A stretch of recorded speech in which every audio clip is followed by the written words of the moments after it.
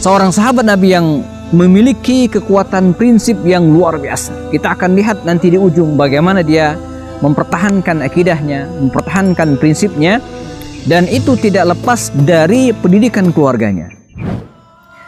Meniti jalan orang-orang mulia bersama para sahabat Rasulullah SAW, kita nikmati keindahan Islam.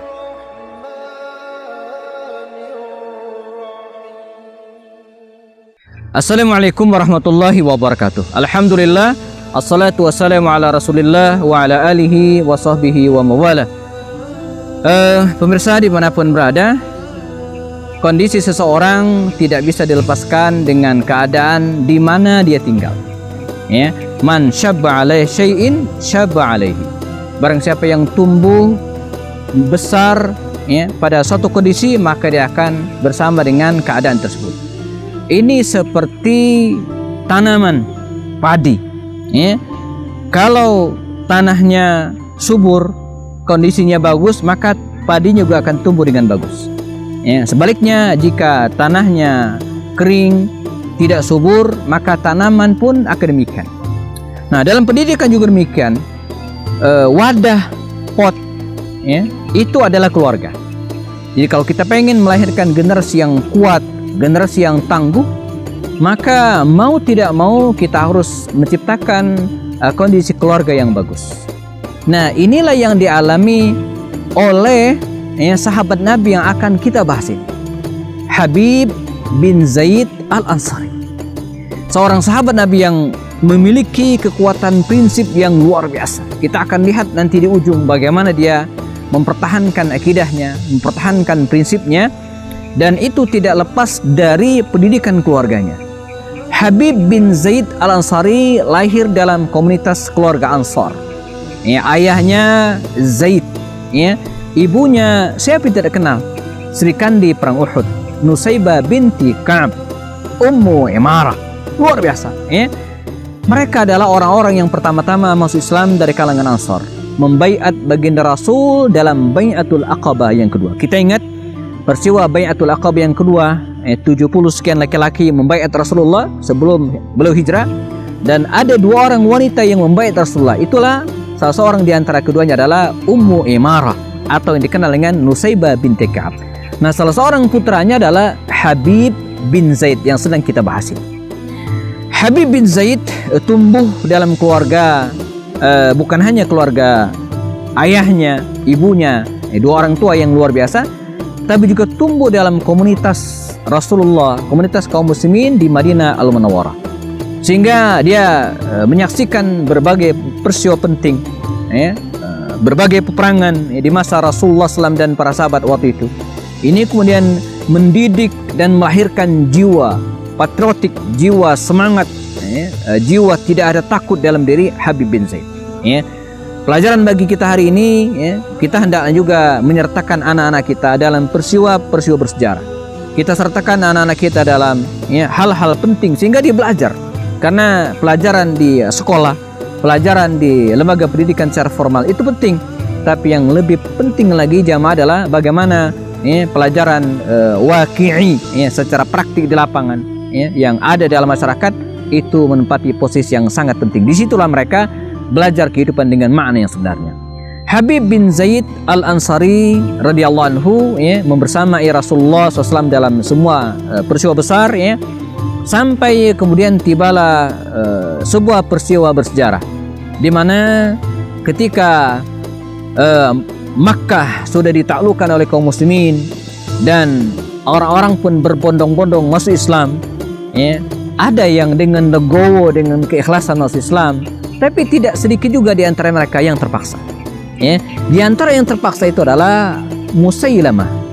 Musailamah atau Musailimah dari kabilah Yamamah atau dari daerah Yamamah.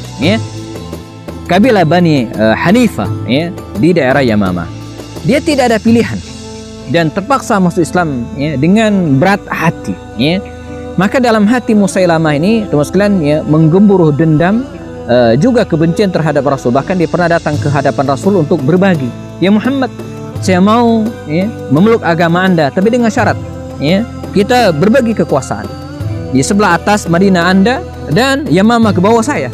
Kata Rasul bahwa al-mulku lillah, kekuasaan itu milik Allah, tidak bisa dibagi-bagi. Ya, qulillahumma malikal mulki tu'til mulka man tasha, ya, wa tanzi'ul mulka mimman tasha. Jadi kekuasaan itu adalah milik Allah Subhanahu wa taala, kata Rasul, ya.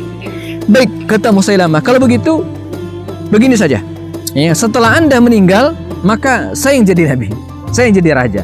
Tidak bisa, kata Rasul, karena kenabian itu tidak bisa diwariskan. Bahkan la nabiya ba'di, tidak ada nabi setelah saya. Ya. Pada akhirnya Musailamah membaiat, ya. Bahkan dia bukan hanya keluar dari Islam, tapi juga menyatakan diri sebagai nabi palsu. Ya. Dan walaupun nyata dia adalah nabi palsu, orang-orang pun tahu, tapi karena dia punya pengikut yang fanatik dengan kabilahnya, bahkan di antara mereka dia mengatakan, na'lamu anna Muhammadan amin, kami tahu bahwa Muhammad itu amin, jujur, terpercaya. Wa na'lamu anna Musailamah al-kazzab, bahwa Musailamah itu kazzab, ya. Tapi karena Musailamah satu kabilah dengan kami berada di belakang mereka. Demikian akhirnya Musailamah di akhir hayat Rasulullah SAW murtad, ya, dari agamanya, bahkan siap berkonfrontasi dengan Rasulullah SAW. Tapi bijaknya Rasulullah tidak kemudian langsung berangkatkan pasukan perang, tidak. Beliau, ya, melakukan pendekatan secara baik-baik. Nah, apa yang dilakukan oleh Rasulullah untuk meredam pemberontakan Nabi palsu Musailamah al-Kadzdzab ini, kita akan bahas setelah yang berikut ini.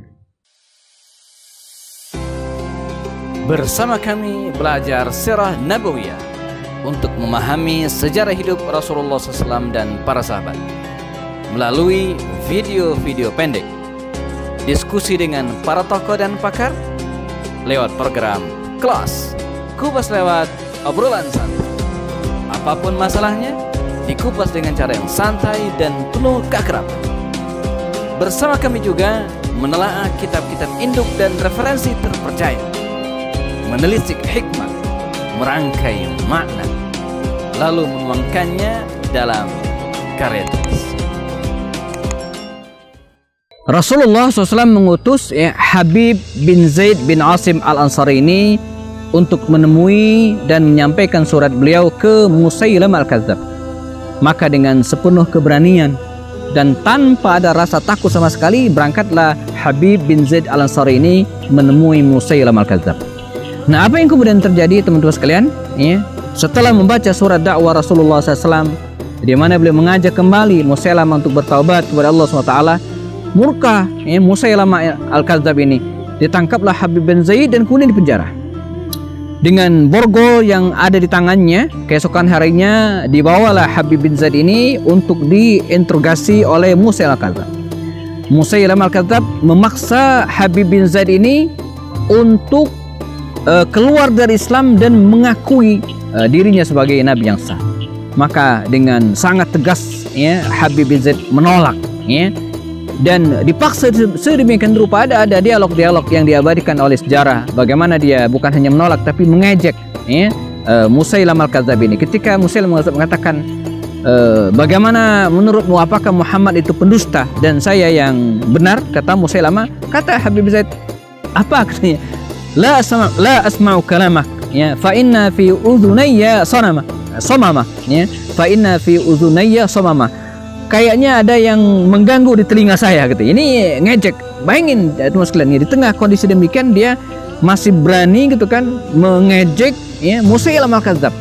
Dan riwayat pun mencatat, ya, bagaimana Musailamah al-Kadzdzab dengan sangat berani, ya, memotong satu demi satu, memutilasi, ya, tubuh Habib bin Zaid ini, ya. Bahkan tangannya dipotong, tangan kirinya dipotong, telinganya, kaki, sampai kemudian yang tersisa dari Habib bin Zaid ini adalah seonggok daging, begitu kira-kira, ya, yang masih menghubungkan tubuhnya dengan kepalanya. Dan pada akhirnya, ya, Musailamah al-Kadzdzab tidak sabar lagi dan kemudian dia memenggal leher Habib bin Zaid radhiyallahu anhu. Maka Habib bin Zaid syahid, meninggal dunia. Dan ketika berita syahidnya Habib bin Zaid ini kepada ibunya Nusaybah binti Ka'ab, maka Nusaybah bin Ka'ab mengatakan, saya tidak akan membiarkan dan saya akan melakukan, ya, apa yang dilakukan oleh anakku. Demikian kira-kira kata-kata dari Nusaybah.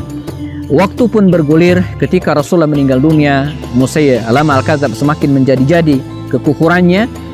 Di antara pasukan besar yang dikirim oleh Abu Bakar Siddiq yang dipimpin oleh Khalid bin Walid radhiyallahu anhu, dan pasukan berangkat menggempur markas Musailama al-Kadzab. Setelah dikepung hampir sebulan, Hadiqatul Maut, benteng tempat mereka bersembunyi, pasukan Khalid berhasil menjebol benteng tersebut, dan Musailama al-Kadzab terbunuh di tangan Wahsy bin Harb. Bagaimana dengan Nusaybah binti Ka'ab? Dia juga ikut dalam penyerbuan ke benteng Musailamah tersebut. Kalaulah tidak menahan dirinya, ditahan oleh orang lain, maka Nusaybah binti Ka'ab, ibu dari Habib bin Zaid, ingin melakukan apa yang dilakukan oleh Musailamah terhadap anaknya Habib bin Zaid. Tapi Islam larang.